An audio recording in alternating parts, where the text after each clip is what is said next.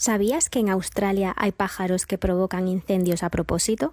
Se llaman firehawks o halcones de fuego. Los más conocidos son el milano negro, el milano silbador y el halcón berigora. Y no es que estas aves creen fuego, sino que lo aprovechan. Trasladan ramas en llamas y al dejarlas caer en otro lugar provocan nuevos focos de incendio. ¿Pero por qué hacen esto? La respuesta es supervivencia.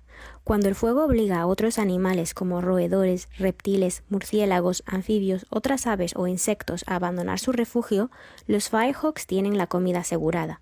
Este comportamiento se ha observado principalmente en el territorio norte australiano y muestra cómo la naturaleza puede ser tan increíble como brutal.